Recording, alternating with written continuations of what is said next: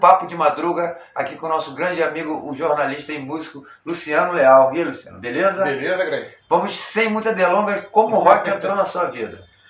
Poxa, cara, eu diria que foi graças à minha mãe, assim, cara. Porque quando eu era criança, tipo, minha mãe tinha um gosto musical bem eclético, sabe? Gostava de MPB, samba, forró e tal. E ela também curtia muito rock. E anos 80 era aquilo, né, cara? O rock tava em evidência, né, cara? Então eu ouvia muitos discos dos Titãs que ela tinha, do Lobão, Plebe Rude ela gostava também. E, pô, ela gostava também de The Cure, Smiths, Beatles principalmente, ela era muito fã. Até hoje, assim, cara, eu acho que se eu virei roqueiro, se eu fui pra esse lado, foi graças aos Beatles. Inclusive, preciso falar, né, que se não fosse esse disco aqui, cara, o Rubber Soul, muito provavelmente... Preferido do Frejar. Pô, você me falou isso uma vez, cara. Poxa, coincidência. Esse e o Álbum Branco.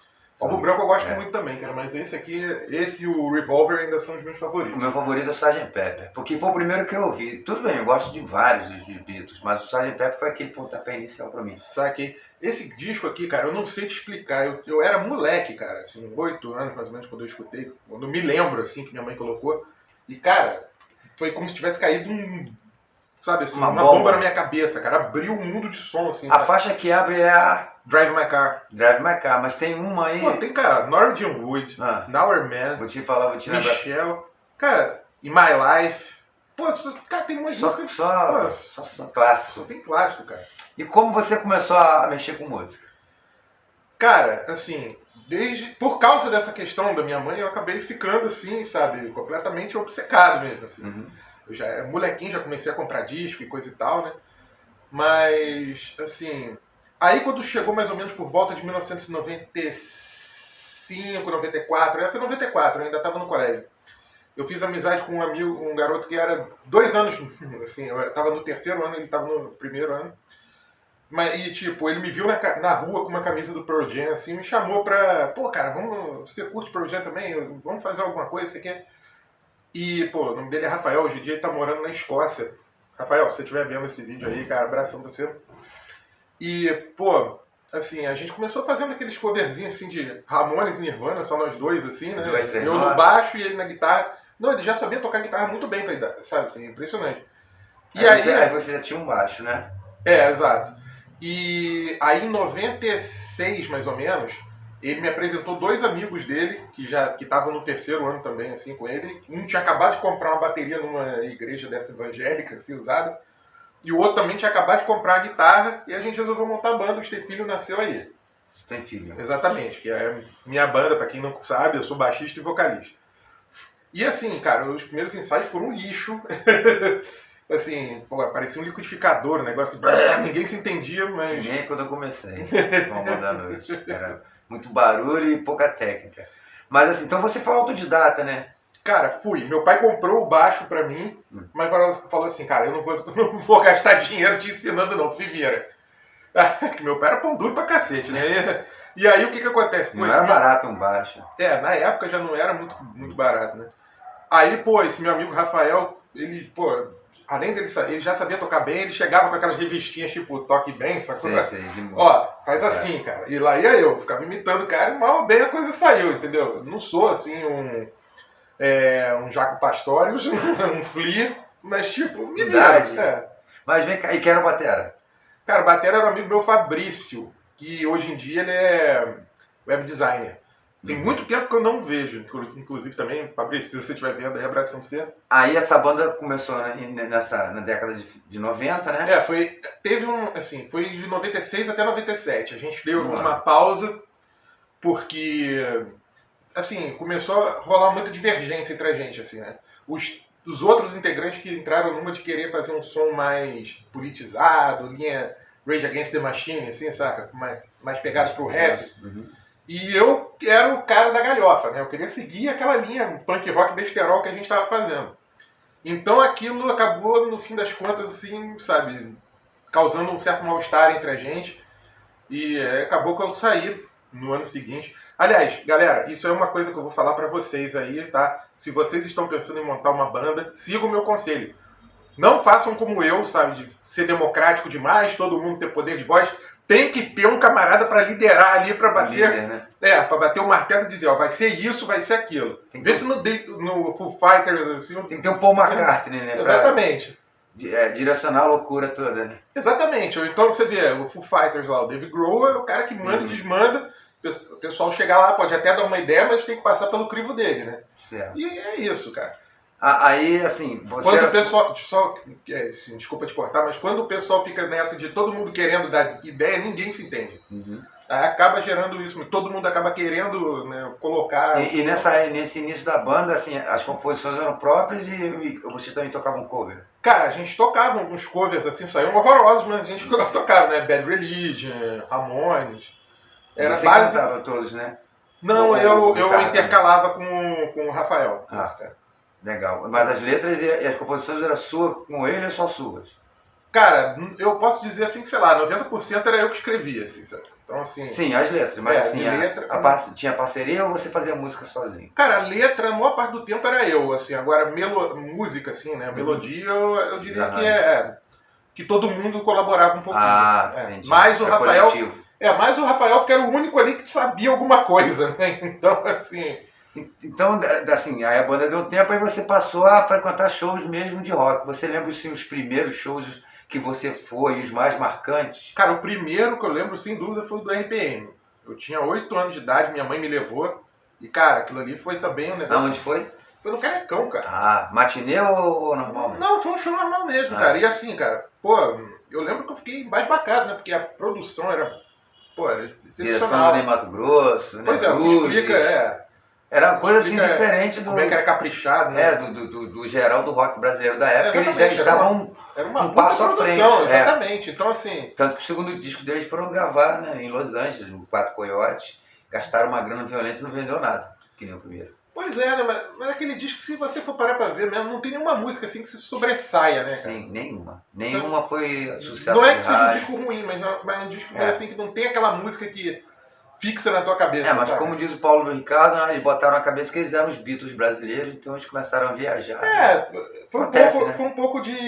Ego. Exatamente, soberbo, eu acho. Soberbo. Cresceu tanto o ego lá pelo fato de terem vendido tanta grana que os caras acharam que podiam fazer qualquer coisa e o povo ia consumir. Não é bem assim. Mas você me contou uma história interessante também de um show que você foi escondido e o jornal. Isso é interessante disso. Isso aí porque eu tinha 15 anos de idade e o Ramones tocou justamente no Canecão também. E, poxa, eu, na época, né, eu quis ir, meu pai não deixou.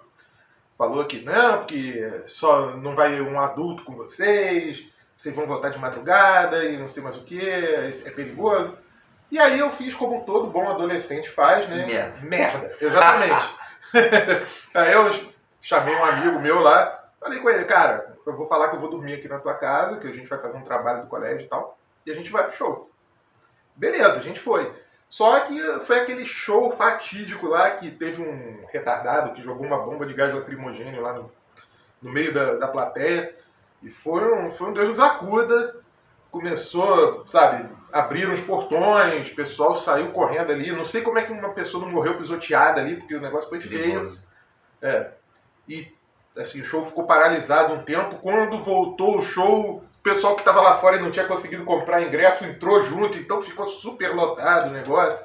Foi uma doideira. Um caos, né? Pois é, mas aí no dia seguinte, meu pai era assinante de um jornal, não lembro agora qual, mas na primeira página tinha uma chamada assim, tipo, tumulto no show dos Ramones e tava a foto eu fugindo, assim. Cara... Pô, lamentável. Se pudesse guardar esse jornal, ia entrar pra história. E você acha que eu quis guardar, cara? Minha vontade foi de pegar aquela bola. Sumir, né? Exatamente, jogar, tacar fogo. Sensacional essa história. E assim, assim, esses foram os primeiros. E os shows mais marcantes assim, que você foi, que você lembra, tanto nacional quanto internacional? The Cure em 96, isso aí foi maravilhoso. Aonde? Foi na Apoteose, cara, no Hollywood Rock. Hollywood Rock. Eram eles, o Smashing Pumpkins, tocou White Zombie também, o Supergrass, que também é uma banda que eu gosto muito. E era uma galera que tava em alta na época, né? Isso. E vieram no Brasil no auge, né? Pois é, foi um show. Foi o mesmo que o Robert Plant veio que o Jimmy Page. Isso. Só que foi uma outra noite. Foi outra noite. Então esse foi um dos marcantes, teve outros. Pô, The Cure foi maravilhoso. Pô, Fugazi, que eu vi em 93 em Itaboraí também, foi um showzaço, assim. Foram eles, uma banda de Itaboraí, né, Tubarões Voadores. E teve o Gangrena Gasosa também. Foi um show, assim, extraordinário. Fugazi é uma banda, cara, que me influenciou muita coisa. Aqui, até separei esse disco aqui, Non The Kill Taker. É o disco justamente de 93, foi o disco que me apresentou o Fugazi. E é engraçado que a primeira vez que eu ouvi, cara, eu odiei esse disco. Achei muito esquisito. Mas o tempo foi passando, cara, e eu vi como é que os caras estavam à frente do tempo, assim, sabe? É um disco impressionante.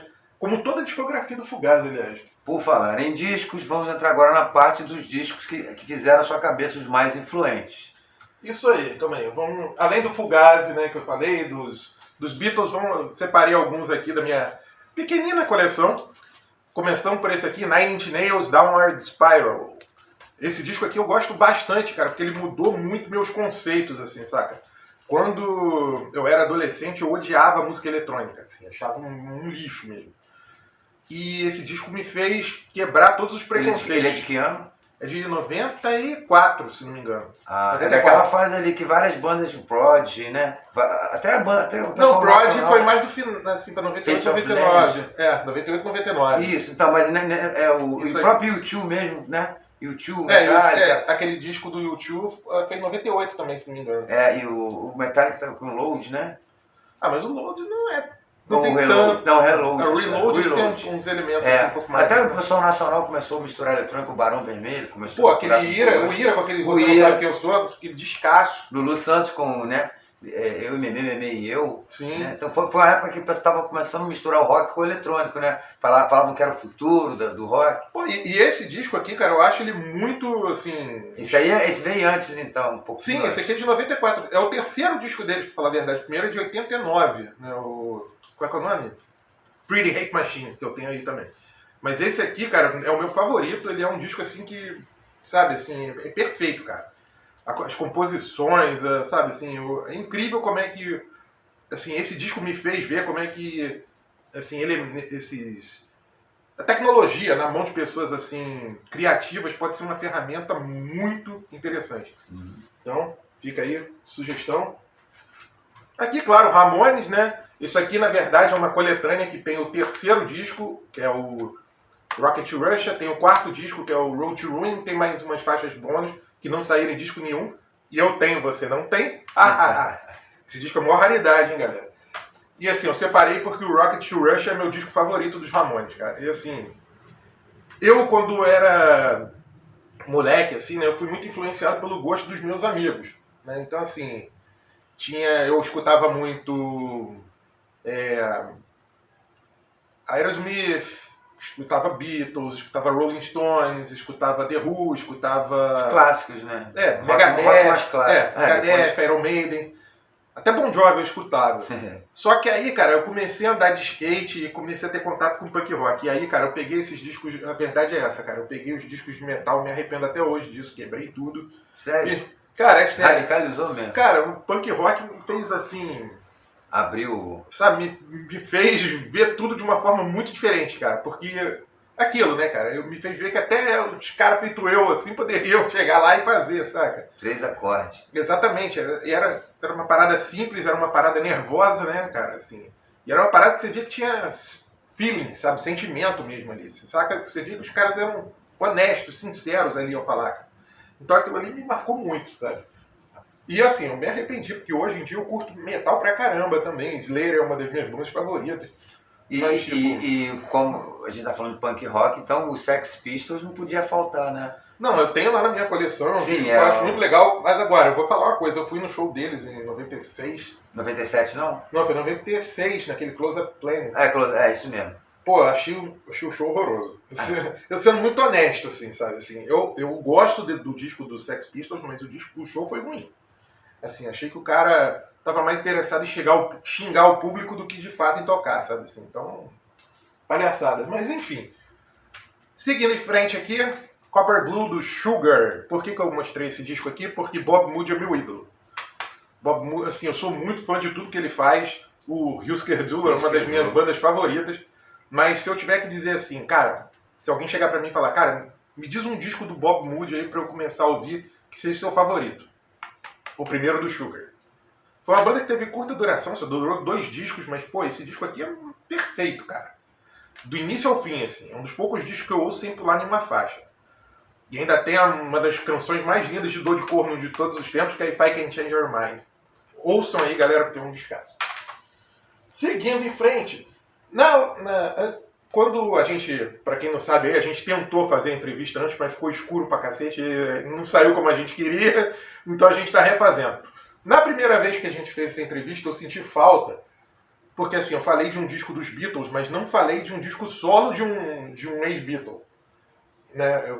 George Harrison? Não, o disco... esse All aí Things Must Pass, do George Harrison. Esse disco aqui é maravilhoso. Todo mundo fala bem desse disco. Cara, eu amo esse disco aqui. É só a música que ele tinha composto na época dos Beatles ali, mas... Ficaram de lado. Porque o Lennon McCartney só deixava ele botar uma musiquinha esse tanto no disco, né? Então, assim... Pô, e foi até legal que quando ele botou aquela... When Guitar Gets Weird. While My Guitar Gets Weird. Aí ele chamou pra gravação em estúdio do Eric Clapton pra fazer a guitarra solo. Quando eles gravaram com o Eric no estúdio, ele começou a fazer a guitarra solo, que o Lennon McCartney olhou pro outro e falou assim, porra, que canção foda. E ele chamou o cara certo pra fazer a guitarra dela. Muita gente só conhece, só lembra desse disco por causa daquela música mais Sweet Lord, né, que toca direto nas rádios até hoje.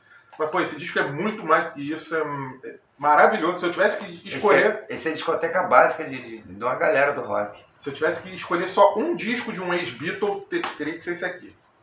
Já eu gosto do Banana Run, do Paul McCartney. Tenho também um descasso. Na minha, o melhor do Paul McCartney. Só. Mas eu ainda, entre ele e esse aqui, eu ainda fico com esse. Seguindo em frente, Refused, Shape of Punk to Come, uma banda da Suécia, que eu sou muito fã. E assim, também foi outro disco que quando eu ouvi pela primeira vez eu odiei. Porque assim, apesar de ser uma banda punk, tem músicas, sei lá, de 8 minutos de duração, tem música que tem violino, música que tem... Um punk progressivo. É uma doideira, cara. Tem música que tem saxofone, tem música que tem uns elementos eletrônicos ali, assim, é muito doido o troço. E a primeira vez que eu escutei, eu falei, cara, isso não é punk, né? Isso, pelo amor de Deus. Só que, com o passar do tempo, cara, eu achei justamente o contrário. Isso sim é punk, cara. Punk é justamente não seguir padrões, saca? E, pô, as letras dos caras também são muito maneiras. Eu sou fã dessa banda até hoje, lamento profundamente que eles nunca tocaram no Brasil. Seguindo aqui, então, Pixies, do Little. Meu disco favorito do Pixies, é uma das minhas bandas favoritas também, e eu tinha que escolher um disco do Pixies. Os primeiros discos, até aquele Trompe Le Monde de 90, né, eu acho. 90 ou 91, não sei. Enfim, não, acho que é 91, 90 é o Bossa Nova. É o quarto disco que tem aquela música de Eloria e tal. É isso. Enfim, mas se eu tiver que escolher um disco deles dessa fase, tem que ser esse aqui. Pô, Here Comes Your Man, Wave of Mutilation, Debaser, Monkey Go to Heaven. Eles voltaram depois de 2004, não foi? Com uma outra baixista. Isso, que era baixista de uma banda chamada Perfect Circle. Isso, acho que ela era argentina, né? Isso. Mas assim... acho legal o nome do Little na capa e bota um macaquinho, porque é o Dr. Dolittle, né? Fizeram uma alusão. Né? Exatamente. Assim, eu lamento não ter visto o show deles no ano passado. Tive uns problemas pessoais e não pude ir, mas, pô... Eles vieram ao Brasil? Ano passado, cara. Tocaram no Rio, aqui no Vivo Rio. Foi uma pena que eu não pude ir. Uhum. Enfim, seguindo em frente, Bad Religion, Suffer.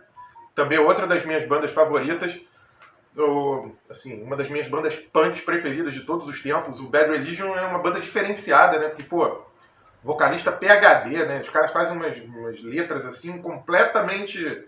Né, muito mais cabeça do que as demais bandas da cena punk. O cara é muito mais eloquente, assim, né? E são umas letras muito inteligentes, muito boas. E, pô, eu comecei a escutar Bad Religion graças a esse disco aqui. Como eu falei, né, quando eu tava na faixa aí de uns 11, 12 anos, eu comecei a andar de skate lá no campo de São Bento, né? Só tinha nem aquela pista ainda lá em São Francisco ainda. Era só ali aquele... Aqui no Vital Brasil não tinha, né? Não, ainda não. Só tinha aquele espacinho lá no campo de São Bento e Aguilar. E, pô, eu lembro de uma vez que o cara chegou com um puta gravador lá, assim, e botou essa música, esse disco Suffer pra tocar.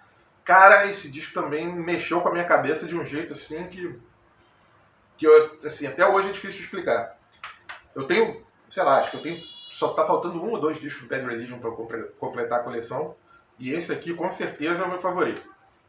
Se bem que tem um que eu não vou conseguir de jeito nenhum, né? Que é aquele disco que só... Não sei se você sabe da história. O segundo disco do Bad Religion é um disco de rock progressivo. Sério? Isso. Pô, Into nada a the... ver. Não. Exatamente. Eles mesmos acharam uma merda, tanto que Ai. esse disco nunca saiu em CD. O segundo. É. Mas o primeiro era punk rock. Era. Aí tentaram mudar no segundo, foi experimentar Ficou alguma muito coisa. ruim, é. Aí desiste. Aí... Embora eu até goste do disco, mas o público não curtiu, não. Enfim.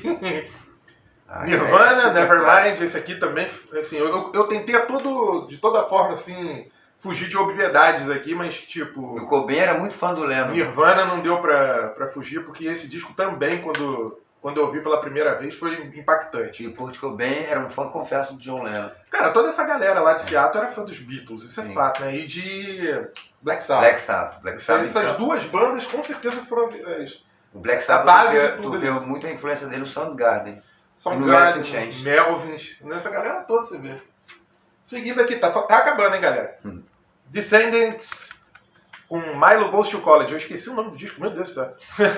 Eu já vi Enfim, essa cara. capinha na Rock Press. Cara, eu sou muito fã do Descendants. Pra mim é a melhor banda punk que existe. E, cara, esse disco aqui, sem brincadeira, eu diria que foi o melhor disco de punk rock que já foi gravado em todos os tempos.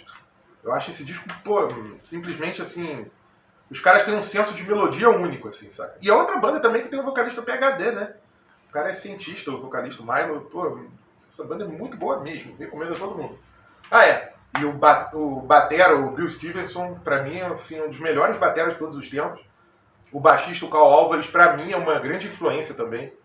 O cara não é... Ele não toca assim, sabe? Cheio de slap, igual, sabe, os Flea da vida fazem. Mas, pô, ele tem umas linhas ali, cara, que você ouve na hora e reconhece que é ele, saca? Enfim, já tá acabando, galera, vamos lá.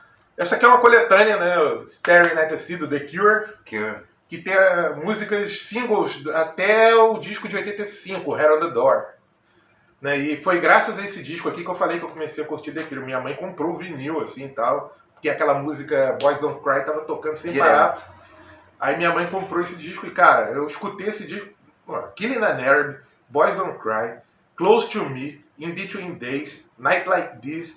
Cara, só tem musicaço aqui, cara. É incrível. Caterpillar, Love Cats. Cara, esse disco aqui é... Sim, se você quer conhecer o The Cure, esse aqui é um grande início. Vamos lá. No Means No. Essa banda aqui, cara, é uma banda canadense que também é muito louca. Eu sou muito fã do baixista e do baterista, são os irmãos Wright. E tipo, cara, também outra banda punk rock, mas que tem música assim de 6 minutos, 7 minutos e... Cara, o baixista é um monstro. Se eu colocar aqui depois pra você ouvir, você vai falar, cara, isso não é punk nem aqui nem da China. Mas é muito legal, é muito criativo. Acho que não tem uma banda punk como essa, não tem similar. Original. E pra finalizar, vamos lá, uma banda também que eu adoro, que é o Gogol Bordello, que é com esse disco aqui, Gypsy Punks, que é uma banda punk só de ciganos, tem gente da Ucrânia, gente de Israel, da Etiópia, a banda é toda assim, sabe? Maneiro. E, cara, o som deles é muito louco, não tem similar também no mercado, saca? Assim, Não segue padrão. eu vi o show deles em 2009, também foi um baita showzaço, um dos meus 5 shows, assim, melhores shows que eu fui. Sim, foi maravilhoso. Era eles. Aí quem abriu foi uma banda do país de Gales, Super Furry Animals. E tocou uma banda daqui do Brasil também. Mas, pô, o Gogol Bordello botou todo mundo no chinelo, cara. Sim, foi animal. Legal, o símbolo, né, de um estilingue com uma estrela. Muito doido esse disco, cara. Então, e agora a gente sabe que estamos vivendo um mundo pós-pandemia, né? Então as coisas estão começando a voltar para os eixos. O que vocês acham do futuro do rock? O que você espera se o rock tem futuro ou não tem? A galera nova que está tentando fazer música como você, como eu, como o Maldini, né, com a banda dele também, que é autoral. O que você tem a dizer Cara, assim, é difícil pra mim arriscar previsão, né? Como eu tinha falado com você antes, se eu fosse bom com previsão, eu já tinha acertado a Mega Sena, né? Oh. Mas, tipo, eu tenho duas possibilidades, assim, o que eu analiso, assim. Pode ser que, sei lá, surja um novo Nirvana aí mais pra frente que faça a molecada, sabe, reacender a paixão pelo rock e, de repente, o rock voltar para, sabe, pro ápice, assim, voltar pra cima lá, pra todo mundo, pra evidência, né? Essa é a palavra. Mas eu acho isso um pouco provável. Se eu tivesse que dizer, assim, o que eu realmente acho, é que vai ficar cada vez mais fechado em grupos, assim, sabe? Mais restrito ao underground. Apesar de toda a internet que nós temos hoje, todos os meios de você botar sua música, YouTube, outras plataformas digitais, a pessoa conhecer seu trabalho, né? Cara, a gente é um troço esquisito, porque, assim, esquisito mesmo. ao mesmo tempo que a molecada tem acesso a tudo, cara. Mas é tudo sabe? muito urgente, né? E não é só isso, cara. É assim, ao mesmo tempo que eles têm acesso a tudo, eles só querem ficar na mesma coisa. Saca? Você vê, assim, os moleques até hoje, assim, ouvindo, sei lá, nada contra Iron Maiden, Metallica e não sei o quê, mas não há uma renovação, saca? E depois ficou falando, o rock tá morrendo. Pô, mas também vocês não se deram nem ao trabalho de ver o que tá rolando, saca? Tem muita coisa maneira no underground, muita coisa maneira Mas acontecendo você acha por também aí. que a mídia não tem um pouco de culpa nisso? Porque quando a gente começou a ouvir música, muita coisa nova era divulgada, né? Tu via nos jornais, tu via numa revista, tu via numa rádio, né? Se você tinha sempre, ouça essa banda, assista, compra o disco, né? Então você parece que, não sei, parece que diminuiu um pouco o Interesse, talvez? o interesse da mídia em divulgar as coisas novas, né? E de repente tem uma coisa legal que está acontecendo ali, você não sabe, tem muita coisa acontecendo ao mesmo tempo, né? E as pessoas, de repente, como a gente conversou no outro dia, o cara não para pra ouvir um disco inteiro, ele ouve uma música, enjoa e para fazer outra coisa. Eu acho que é justamente esse o problema, cara. As pessoas querem consumir coisas assim que sejam simples, rápidas e, sabe, não querem parar muito pra pensar. Ninguém mais pega um disco, assim, que é uma pena pra mim, e fica lá sentados ouvindo o disco do começo ao Horas fim. a fim. Mesmo o disco tendo sido feito, né, assim, com essa intenção, né? As músicas têm uma ordem, uma sequência, não é à toa, sabe? Assim, tem todo um conceito por trás. Sim. Só que as pessoas não estão tendo mais essa paciência. Elas ouvem uma musiquinha no Spotify, já partem pra outra. Se tornou um troço muito vazio, saca? Assim, muito... E a palavra não tá me vindo agora, cara, assim, não é bem vazio, é um negócio muito... Aleatório? Não é nem aleatório não, cara, mas enfim. Então, sabe, a mídia também tá indo na mesma onda, elas estão querendo pegar músicas que sejam de fácil assimilação pra galera, sabe? Que não... Corda Pedrinho. Exatamente, que a galera não precisa parar pra pensar muito, sabe? Dançar, curtir e tal. E pronto. Viralizou, aí vamos lá, pode ser uma porcaria, pode ser um cara escorregando na calçada. Aí, pô, aquilo ali é engraçado, viralizou e tá todo mundo indo atrás. Pois é, cara, e eu vejo muita gente também, essas novas bandas, fazendo isso. Em vez de elas tentarem fazer show, tentarem divulgar o trabalho delas, não. Elas botam uma musiquinha lá no YouTube, fazem um clipezinho tosco lá, assim, às vezes nem um clipe tosco, às vezes só colocam o clipe com a letra da música ali, assim, né? Na esperança de que alguém vai descobrir e a parada viralize da noite pro dia. Só que, cara, você vê, esse exemplo que você deu do Acorda Pedrinho, viralizou. Cadê os caras hoje em dia? Ninguém mais lembra. Não é só esse, você vê, tudo que tá viralizando na internet some com uma facilidade assim. Aparece e some com... Você lembra, outro dia mesmo eu tava lembrando disso. Lembra daqueles caras que cantavam aquela música, vou não, posso não, minha mulher não deixa não. Cadê esses caras? O Caneta Azul, o próprio Caneta Azul. Não, pois é. Não, e você vê que não são coisas assim que o nego não teve a qualidade de preparar. Fizeram uma coisa tosca, um monte de gente gostou, viralizou, bum, explodiu. Né? Então, por isso que minha banda é ruim, entendeu? Assim, já é nesse objetivo. Por falar em sua banda, você agora podia deixar um recado pra galera sobre o seu trabalho, o que vocês estão fazendo. Assim, só pra vocês ficarem sabendo, galera, que assim, a gente ia falar no começo, né? Acabou falando no final, mas tá tranquilo. A ordem dos fatores não altera o produto. Eu sou baixista e vocalista da banda Stefilium. Além disso, eu também sou um pseudo-jornalista aí que de vez em quando se atreve a escrever, né, em sites aí como Portal Rock Press, Célula Pop, Rock on Board, né, o Pop Fantasma. Aliás, Ricardo Abraço pro Ricardo aí. Nosso amigo. Foi ele que escreveu o release lá da minha banda, inclusive. Pô, tem que agradecer muito esse cara. E, além disso, né, também tem aquele meu programa de rádio, né, na Rádio Amparo FM, 98,1. O nome do programa é Hora do Luciano, por motivos óbvios. E, assim, todo domingo, de 1 às 2 da tarde. E, assim, mesmo que, se você morar em Pernambuco, você consegue lá acessar no dial lá, né, você consegue sintonizar. Mas se você mora, sei lá, na Alemanha, no Japão, no Rio de Janeiro, Pará, seja lá onde for, é só você entrar na internet, botar lá Rádio Amparo FM 98,1 que você consegue encontrar e ouvir a hora que você bem entender. Aliás, é curioso isso, cara. Eu falei isso de Alemanha, Japão e tal. É curioso, cara, porque o público do meu programa tem maluco, assim, eu já recebi feedback de cara da Finlândia, da Inglaterra, uns caras da Costa Rica, uns caras isso é o positivo. Cara, mas é muito louco, como é que os caras descobriram? Tem uma banda de thrash metal de um amigo meu, Farscape, o cara agora tá morando na Eslováquia, e eles fizeram turnê na Alemanha, eles gravaram um disco em vinil na época e tudo, assim, uns 10 anos atrás, gravaram CD, conseguiram fazer turnê na Noruega, Finlândia, Alemanha, ninguém conhece os caras aqui. Não, mas assim, você vê, o Gangrena Gasosa também fez turnê na Europa, entendeu? Então, assim, Alemanha, Áustria, um monte de banda brasileira que como conhece. A gente ouve coisa lá de fora, eles lá de fora ouvem coisa daqui. Tem uma banda de metal que eu gosto muito, que não sei se você ouviu falar, o Ganga. Não. Que os caras também misturam com os elementos brasileiros. Foi assim, essa que você falou que ultimamente achou uma banda super legal? Lembra que você queria até... Não, essa aí foi uma banda do Rio de Janeiro chamada Carminion. Cara, essa banda aí, muito boa mesmo. Tem uns elementos meio Alice in Chains, meio Queens of Stone Age, meio Black Sabbath. Assim, é muito louco o som dos caras. Eu falei meio isso, meio aquilo, e falei 3 negócios, né? Então meio não ficou muito certo. 1/3 isso, 1/3 aquilo. Melhor assim. Mas enfim, é muito legal mesmo. É a primeira vez que eu escutei os caras, eu pensei até que não fosse nacional. Assim, achei muito caprichado, assim, sabe? Achei impressionante. E antes de terminar, vocês fizeram um single, não foi? Não, a gente lançou um EP agora, que tá no streaming, que é o Vergonha Alheia de Mim Mesmo. Muito bom esse tipo. Tem 6 músicas.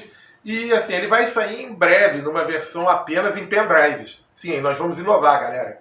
Vão ser 200 pendrives que a gente vai, se vocês estiverem interessados, é só entrar em contato com a gente aí. Vai ter o release, vai ter as musiquinhas todas, vai ter o negócio todo lá. E é bom que se você ficar de saco cheio também das músicas, você pode apagar e usar o pendrive para qualquer outra coisa. Ou salva a música no computador também, né?